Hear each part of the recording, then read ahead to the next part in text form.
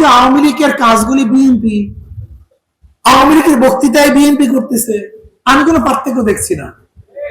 আচ্ছা বলেন তো আওয়ামী লীগ কি বক্তৃতা, মেরে ফেলবো, কেটে ফেলবো, ধ্বংস করে ফেলবো, তাড়িয়ে দেবো, থাকতে দেবো না, জিব্রা কেটে দেবো, হাত ভেঙে দেবো, পাও ভেঙে দেবো।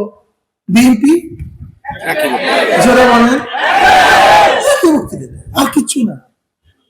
কাউকে থাকতে দেবো না, কাউকে নির্বাচন করতে দেবো না, কাউকে জনসভা করতে দেবো না, কাউকে মিছিল করতে দেবো না, কাউকে মিটিং করতে দেবো না। এক বিএনপিও, আমি যে কথা আগে বলেছিলাম, নৌকা ধানের শীষ দুই সাপের একই বিষ, এর জবাবটা কিভাবে আসা উচিত ছিল? বিএনপির স্টেজ থেকে জবাব এইভাবে আসা উচিত ছিল, ভাই আপনারা যারা নৌকা এবং ধানের শীষকে একত্রিত করেন না, আমরা একত্রিত না, আমাদের মধ্যে পার্থক্য আছে, এই পার্থক্য। এইটা নিয়ম ছিল, গণতন্ত্রের নিয়ম এইটা ছিল, কিন্তু তারা কি বলে স্যার, জিব্রা কেটে দাও। এইটা গণতন্ত্রের নিয়ম না, ডেমোক্রেসি, এটা সন্ত্রাসবাদের নিয়ম। আপনি ডেমোক্রেসি করছেন না, আপনি সন্ত্রাসবাদ বাস্তবায়ন করতে চান, আপনি ডিক্টেটরশিপ কায়েম করতে চান, আপনি বাদশাহ কায়েম করতে চান। আজকে আপনার নেতার বিরুদ্ধে কথা বললে কি বলেন, উজু করে তার নাম নিতে হবে। যাদের গোসল ফরজ তারা উজুর মশলা কি বানাতে পারে? গোসল তো ফরজ আপনাদের অনেকে, যেখানে যাদের গোসল ফরজ তারা উজু নিয়ে ব্যস্ত হয়ে গেছে।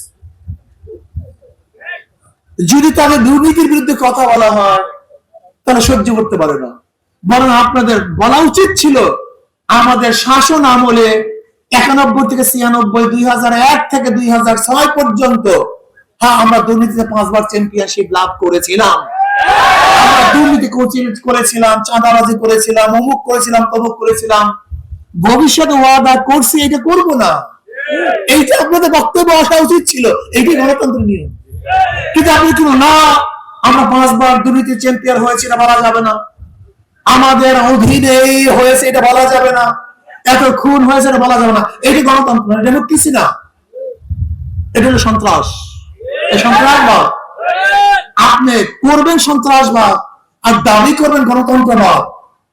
এদেশের মানুষ এত বোকা না, ক্ষমতায় যান নাই, এখনই নিজেদের মধ্যে খুনাখুনি, এখনই চাঁদাবাজি, এখনই গুন্ডামি, বদমাশি, ক্ষমতায় গেলে কি করবেন?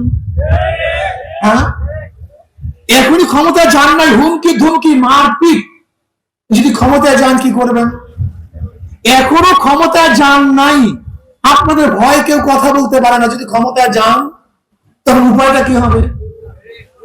এক মেয়ের বাবা বিবাহতে দিতে রাজি না হওয়ার কারণে ক্ষমতায় যান নাই, বগুড়া এক বিএনপি এক মেয়েকে পছন্দ করছে, বাবার কাছে প্রস্তাব দিয়েছে মেয়েকে বিবাহ করবে, কিন্তু বাবা রাজি হয়নি, মেয়ের সামনে বাবাকে হত্যা করছে।